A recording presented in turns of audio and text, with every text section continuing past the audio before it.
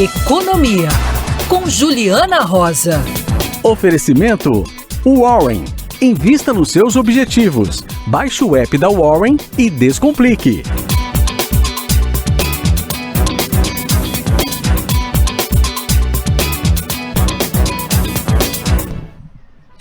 Hora de conversar com Juliana Rosa. Hoje o nosso assunto é o auxílio emergencial estendido. E aí, Ju, quais são as últimas?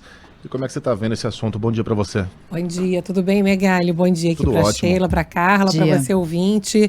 O mercado já está meio que colocando isso na conta, viu? Porque o mercado financeiro estava mais preocupado ali em não ter solução do que pelo menos tentar costurar alguma solução em relação a essa proteção social ampliada. E aí, qual que é a conta que estão fazendo nesse momento? Que ao invés de aumentar o Bolsa Família para R$300, o governo aumentaria o Bolsa Família para em torno de 230 e colocaria... Tem muita gente na fila esperando pelo auxílio emergencial, e aí zeraria a fila a um custo de 15 bilhões de reais. E aí pagaria junto ali na mesma proposta uma parte dos precatórios, se pagaria 50 bilhões do precatório, né, aquelas dívidas que o governo tem com pessoas, com estados, com empresas, e tentaria fazer ali um bem bolado para poder resolver esse imbróglio fiscal e tocar a vida, porque essa questão aqui da incerteza fiscal tem pesado muito aqui no dólar, tem pesado muito nas expectativas, tem atrapalhado muito o combate à inflação. Então, eles estão tentando olhar aqui algo, enfim, que é aquela coisa, é o que temos, né? O ideal, né, no mundo ideal, era a gente conseguir ver o governo e o Congresso cortando na própria carne para poder ajudar os mais vulneráveis nesse momento. A proteção social ampliada é fundamental, porque o que a gente está vendo é que a gente tem aquela recuperação em K, né, como a gente tem falado, que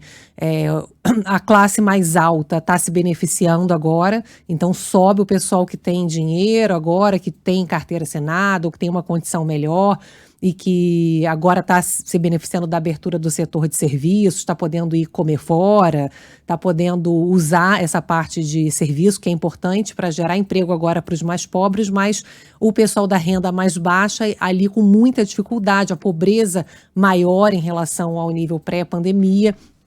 Então, assim, claramente, essa camada mais baixa da população, que está enfrentando inflação alta, está ali realmente numa situação de muita vulnerabilidade, precisa ser socorrida. E a discussão, assim, o mundo ideal era que os políticos, né, até ontem o Felipe Vieira lá no Band News TV falou assim, mas esse é seu pedido para o Papai Noel? Né? É você achar que os políticos vão gastar o dinheiro público com responsabilidade? Não, né? Então, assim, a ideia é que eles aumentem menos o Bolsa Família. A Ana Paula Vescov, economista-chefe do Santander, me falou ontem numa entrevista que, enfim, é a solução menos pior, talvez porque resolve a questão, você não aumenta tanto o Bolsa Família, porque aí você cria um gasto permanente que a gente não tem como sustentar, e aí faz um bem bolado e vida que segue, sabe? Aquela coisa de tentar resolver a situação e proteger os mais vulneráveis. Agora, é claro que ela me falou uma coisa importante, que a gente hoje tem uma regra fiscal, que é o chamado teto de gasto, que é importante para que as pessoas olhem para a dívida do Brasil e falem assim, bom, aquele país respeita o limite de crescimento da dívida, é um país que tem responsabilidade e tal. Só que essa regra que limita o crescimento de despesa pública e da dívida, ela já foi burlada algumas vezes, né? Então, assim, ela se tornou frágil. Então, na prática, para a gente, o investidor olha para essa regra e fala, bom, os caras vão pagar uma parte agora do auxílio emergencial estendido, mas fora da regra do teto, porque é algo emergencial.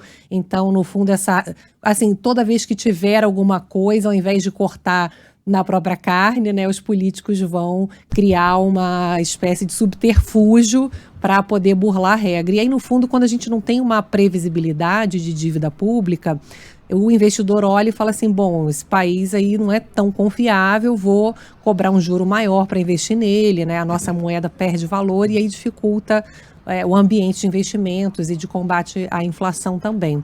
Mas é aquilo, no Brasil, né, gente, é o que temos, né? Aquela coisa, né? É o que dá para fazer. Muitas vezes a gente quer que as coisas, enfim, sejam feitas aqui dentro do ideal, mas a gente sabe que, principalmente em ano eleitoral, é muito difícil a gente esperar que haja, né, uma super responsabilidade com dinheiro público, né? Muito mais interesse eleitoral predominando, né, Megali? Mas é deprimente, né? A gente vê o nosso país tão injusto e tão rico ao mesmo tempo, e a solução está ali. A Juliana já citou estudos que mostram que se você corta penduricalhos, mamatas, você consegue bancar um programa social muito robusto. Exatamente. Basta fazê-lo. Ninguém está querendo cortar salário de magistrado, o juiz tem que ganhar bem mesmo, o deputado também tem que ser bem remunerado, os senadores.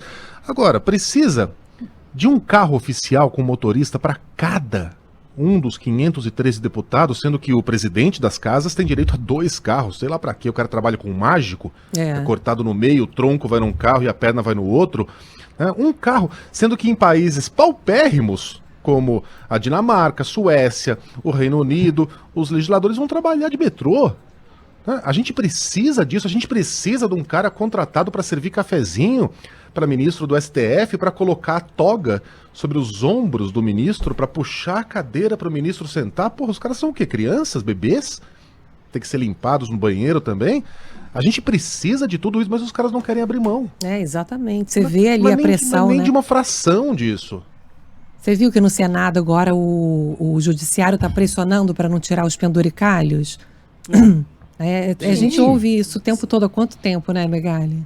As pessoas que representam o conceito de justiça, né, defendem essa tremenda injustiça. Salários de 60 dias, penduricalhos 1.000, auxílio, a gente falava mais cedo, auxílio educação para bancar a faculdade de marmanjo de 24 anos, filho de juiz. Você tá de brincadeira, no Rio de Janeiro existe isso. Você tá de brincadeira. Enquanto isso, o povo passando fome, comendo pelanca e osso de...